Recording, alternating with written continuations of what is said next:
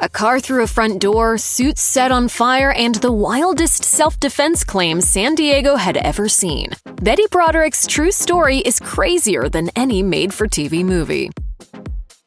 Betty Broderick was thrust into the spotlight in 1989 when she committed the harrowing double murder of her ex-husband Daniel Broderick and his new wife Linda Kolkina. But at one time, the Brodericks were just a normal couple. Betty and Daniel married in 1969, but their relationship quickly started to fray. Speaking to the Los Angeles Times, Betty alleged that Dan stopped putting effort in before their honeymoon was even over. When she got home, Betty was forced by her mother to move all of her belongings into Dan's tiny Cornell dorm room. Betty soon threatened to leave Dan, but she put that idea to rest when she found out she was pregnant. Betty tried to hide her pregnancy and worked as a third-grade teacher until the day she gave birth. Not long after daughter Kim was born, Dan got into Harvard Law School, and the couple moved to Massachusetts. Betty felt isolated and decided she wanted a divorce. However, she once again found herself pregnant and chose to stay. In an account of her marriage obtained by the Los Angeles Times, Betty wrote, "I went from being accomplished, well-connected, and free to being isolated from family and friends and trapped with 2 children for whom I was 100% responsible."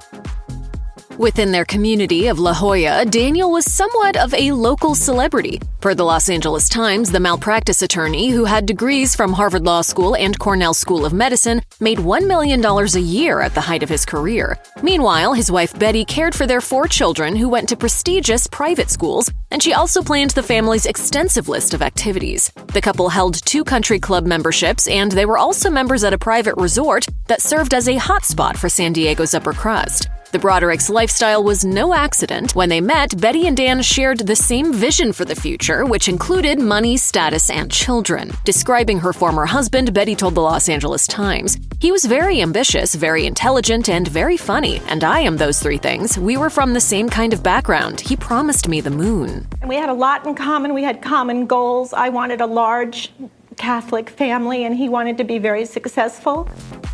Betty Broderick's marriage further unraveled after Dan Broderick hired a new legal assistant, a 22-year-old former flight attendant named Linda Kolkina. Per the Los Angeles Times, Betty quickly became fixated on a possible affair, which she later chalked up to a midlife crisis when Dan purchased a stereotypical sports car. Fearing the worst, Betty asked her husband to fire Linda, but he refused, denying the alleged affair. However, things became harder to ignore when Betty tried to surprise Dan at work for his 39th birthday. The receptionist revealed that both Dan and Linda had been gone for most of the day, and the remnants of a party suggested a celebration had already taken place.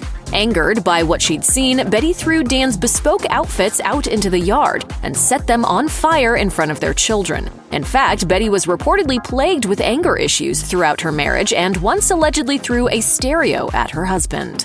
I had no control over any aspect of anything. I was completely at Mr. Broderick's mercy.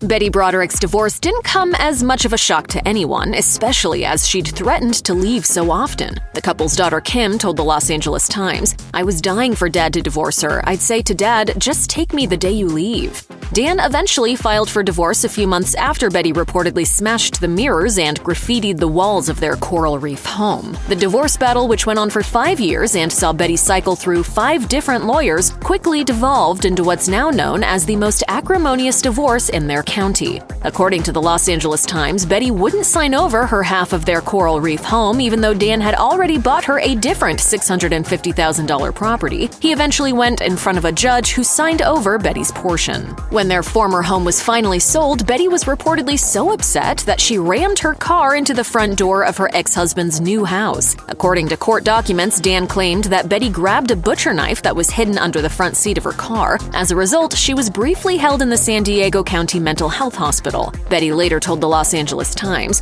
"I have never had emotional disturbance or mental illness except when he provoked a disturbance. My emotional outbursts were only a response to Dan's calculating, hateful way of dealing with our divorce. He was hammering into me and everyone else that I was crazy." A lot of this was my fault because I was old and fat and ugly and boring and stupid. Dan also filed a restraining order against his ex, which she allegedly broke on multiple occasions. Once the divorce was finalized, Dan quickly remarried, tying the knot with his assistant, Linda Kolkina, in 1989.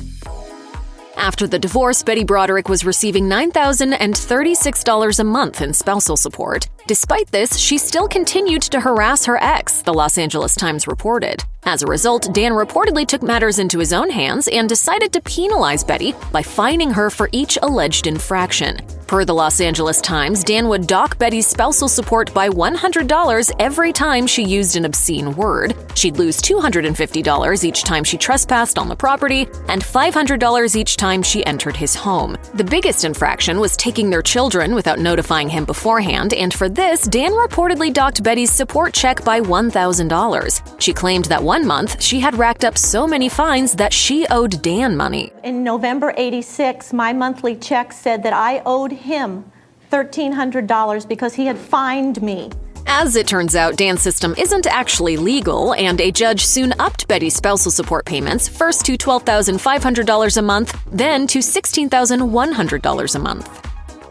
Betty Broderick had threatened her ex-husband's life numerous times, and Dan's new wife Linda suspected Betty was serious about it. As a result, Linda and Dan employed a security team when they got married. However, Dan seemingly didn't expect Betty to ever follow through on her threats, and he refused Linda's suggestion to wear a bulletproof vest. In November 1989, Betty reached breaking point on a Friday after receiving more legal papers. For Betty, the nonstop legal battles felt like torture, and she just wanted it to stop. So, before the sun rose on Sunday, she took her daughter's house key and drove to Dan's home in La Jolla Shores. After creeping into Dan and Linda's bedroom, Betty shot the sleeping pair with a .38 caliber revolver. Linda was shot in the neck and chest and died instantly. Dan died shortly after a bullet fractured his rib and punctured his lung. Fearing he'd call the police, Betty disabled the phone before fleeing the scene.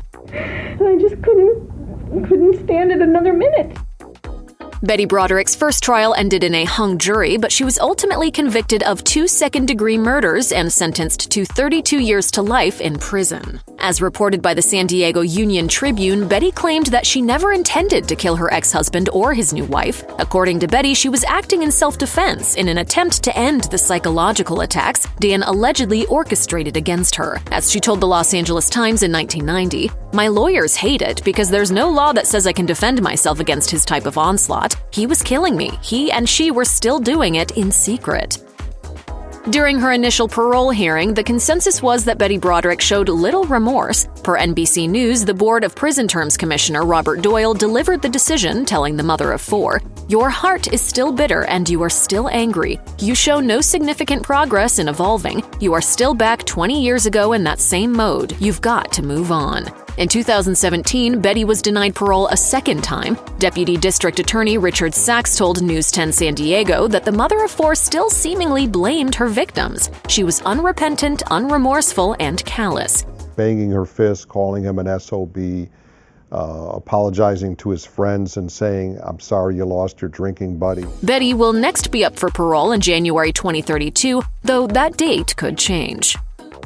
The Broderick siblings don't seem to share a consensus on their mother's crimes. Both Rhett and Lee Broderick have advocated for their mother's release, while Kim and Daniel Broderick Jr. have helped keep their mother behind bars. Their division was never more apparent than during Betty's parole hearing in 2010. Kim refused to write a letter supporting her mother's release, while Daniel Jr. told the court that his mother continued to defend her actions, so it would be a mistake to release her. Conversely, Lee pushed the courts to free her mother, and she even committed to housing the felon upon her release. However, it would seem that Betty might blame some of her kids for her incarceration. Testimony from the trial revealed that Betty had a rocky relationship with her eldest daughter. Betty allegedly asked for Kim's loyalty on multiple occasions, both before and after the killings, ultimately believing that her daughter betrayed her. In 1992, Betty's daughter Kim told People, "When she gets upset, she has said, 'If it weren't for you, I wouldn't be here, but I think she's handling it better now.'" As reported by the Los Angeles Times, Kim claimed her mom would regularly cut her down and would tell her,